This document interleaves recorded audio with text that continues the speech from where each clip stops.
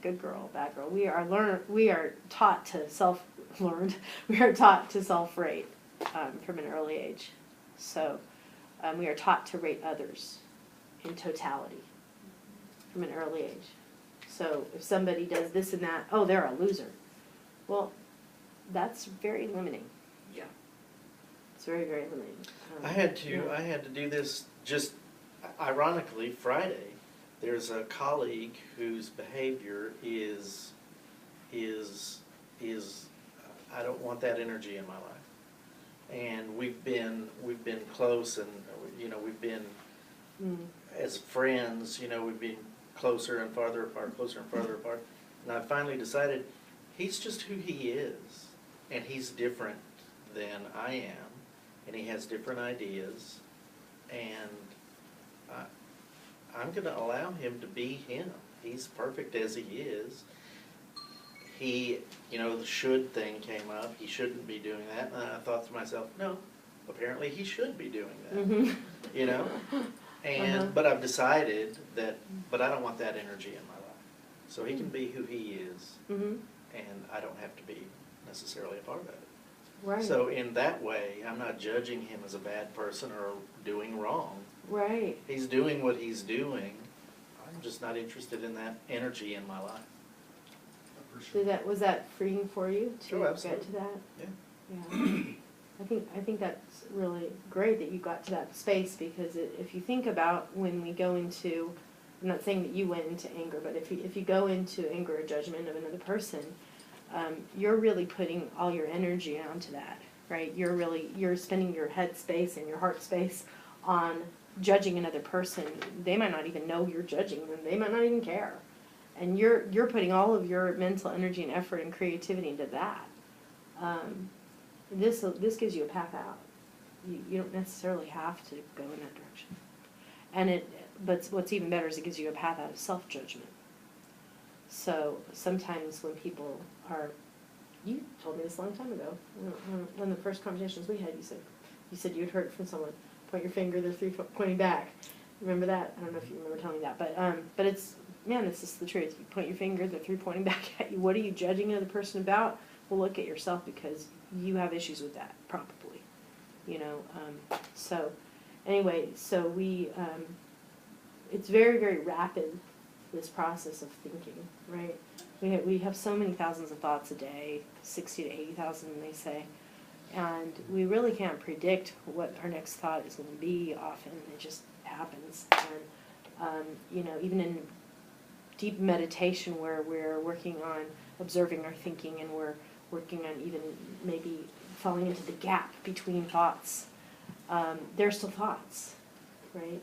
And one of the things that my husband Roger, who's a chiropractic neurologist, told me in one of his neurology classes, that's right, in one of his neurology classes they talked about you cannot silence the mind. So don't worry about it if you're in meditation and you're not getting silence. The thoughts are going to be there. That's part of being alive. That's your brain being active. That's good. We want our brains to be active. But, it is, there are benefits to meditation. I'm not saying that there aren't. But back to the REBT topic, we have all these thoughts going on. So the thing is, we attach to some of these thoughts, and then we use them to disturb ourselves. And in that self-disturbance, we can create that inability to seek a skill and to improve upon a skill. So we might say, well, I'm not going to play the harp. Luckily you can say that. But we could say, I'm not going to play the harp because, I don't feel confident.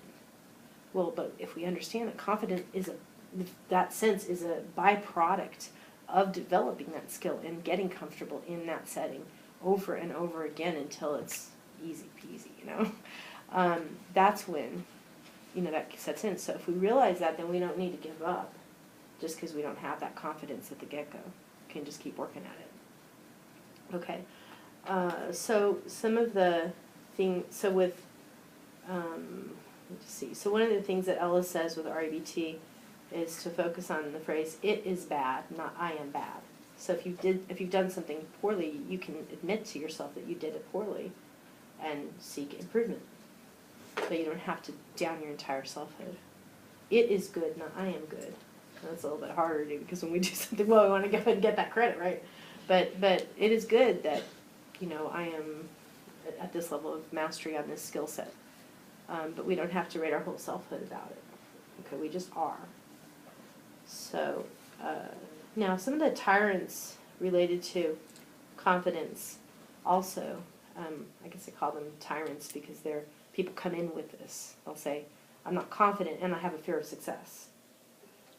And so I'm just saying they're kind of like these ideas that travel together. So the fear of success, meaning people think, okay, well, usually it's like, okay, I'm going to achieve this level, I'm not going to be able to handle it. It's going to be too much for me, and I'm going to want to keep maintaining this level. So that's based upon the idea that you're not going to exercise any self-control, and that you're not going to get help, that you have to go it alone. So I'm just going to give you some myth busters that go with it. So then the fear of failure, the other end of it, right? Like, I'm not going to be able to do this, and I'm going to fail.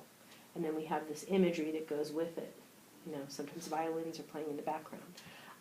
But it's basically this idea that it's a permanent state. You know, so you get into this space of not succeeding on something, so therefore now you are a total failure. You go into self-rating. And that is your destiny now forevermore. It's not like that, right? We can always get up the next day and try something new or try to improve upon what we already did. Learn new things, ask for help, reach out, being open to other ideas and possibilities. So the idea of fear of failure is coming from this myth of permanence and from self-rating. Another idea is fear of being too much. Like, maybe I'm going to, you were saying about being overconfident, Mary. Mm-hmm. Maybe I'm going to be too much. Maybe I'm going to present too much to people. And they're not going to like me if I'm confident, or whatever. We're going to get rejected. It's going to be perceived as rude. So we have some sort of sense that developing a skill set is going to somehow limit us, and that's scary. So the question becomes, though, if someone is rejecting you for growing, you know, where is that a person that you want to? I mean, is it that important to have that person's approval? You know, so that's something to think about. If they're rejecting you for expanding, you're here to grow and expand. So they're basically rejecting your natural evolution, almost unavoidable evolution. Kind of holding you back. Possibly, if you decide, they can't hold you back, right? Remember how we limit ourselves? Or what we tell ourselves. So maybe I tell myself I cannot live without this person's approval, right? I limit myself by telling myself I cannot live without their approval. Or I limit myself by telling myself I cannot live a good life if somebody rejects me. Well, that's limiting, right? Mm-hmm. Okay, so just look at that. Another one is not enoughness, lack, and limitations. So I cannot be confident because I'm not enough. Well, if you stop the self-rating altogether, you're already whole, perfect, and complete in yourself. You already are enough, just by definition. You just are. You're enough. So now what do we do with that story, not enoughness? But if we go into that place, that's coming from the sense that there's something either wrong, defective, missing, you know, or that there's some kind of a limit that you have, just intrinsic to you. And if you'll stop that chatter for a moment and sit back, have you been able to handle what you have in life? Have you, even adversity, have you gone through it? Have you gotten there? You know, it may not be what you liked, right? You didn't necessarily always like everything, but did you handle it? You know, are you enough? Are you handling life? Are you here? Are you breathing? No. So maybe you have that enoughness already, and you're just used to telling yourself that there's something wrong. So you can make, for example, on that one too, you can that goes along with an idea that it's a universal idea. Something's wrong with me is one of the ideas. It's what Steve Chandler has that one in his book, 17 Lies That Are Holding You Back. and the truth that'll set you free. But anyway, one of his lies is something's wrong with me. And he says, everybody tells themselves that at some point. And it's one of those lies you really want to bust. You know, I mean, go through that and really look at how that's just a big old lie that you're telling yourself. Go find evidence to the contrary. This is a big part of this is finding the evidence to the contrary. So another one is just going into confusion. I'm confused. I don't know what to do. I'm confused. And that is just really a bad habit where you don't process information. You just stay in your confusion. So if you're doing that, slow down. Just relax, slow down, and look at what you're doing to confuse yourself. Okay, and then you will realize that the clarity is there. Sometimes it may not be apparent immediately what to do. That's okay. That doesn't mean we have to stay in confusion. It might mean that the clarity is to find more information or to discuss it with someone who's knowledgeable and get feedback. Sometimes when I get stuck in confusion, it's because I feel a rush of emotions. Yes. And anger, fear. That's an excellent point. Thank you. Yes, so sometimes the mental confusion can come from emotional overwhelm, right? So in those cases, go through one belief at a time and use the ABCDE model that we worked on. Go ahead and shift one belief at a time until you have brought the emotional activation down, and then see if you can do some problem solving on the area of confusion. Writing helps a lot of times for people. Okay, because it takes things out of the ephemeral and into the tangible. So you can write stuff down. Okay, so now this is... I do an exercise. You're what? I do an exercise that's helpful, so I can logically think it through. I may say, let's just say, I want this type of home, and I give a value for what I want. And if I find one, I write down those values, those numbers, and then whatever, you just, you know, this total's 100 and this total's 80, can you live with that?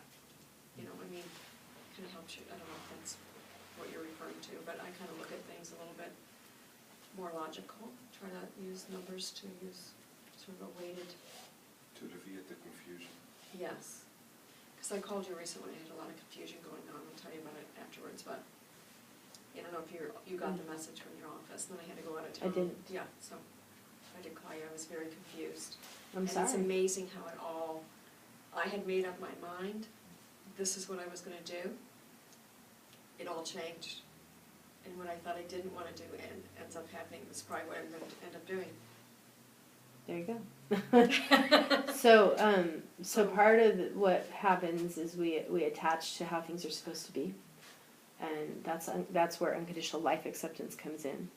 So things are supposed to go this way, and things are supposed to be this way, and this person said this to me, and this person said that, and that means this is supposed to happen, and then it maybe doesn't work out the way you think. So we can go into distress, and then for some of us it goes into the cognitive confusion as well, if it's overwhelming, right? So if the cause is emotion, we want to shift the emotion and then work on the intellectual part. So, if the cause is an intellectual confusion, then you can just go right into the logical problem solving. Okay, so the next one, other tyrant, is storifying. So I just decided to make up a word. Instead of horrifying, storifying. We come up with a bunch of stories, or we retell a story that we tell ourselves about our lives. And some of my clients are really, really good at telling stories about themselves and about their lives. And they have a story that they've told over and over again, and sometimes people even get addicted to their story. Like they have to keep telling this story over and over again. It almost seems like a compulsive need to tell this story, not just to me but to everyone. So I'm just thinking about a person who was in a group one time who just had a need to keep repeating a story over and over again. It was the same story every time. There was no revision. There was no movement. And eventually people in my group were calling this person on their story and saying, hey, like move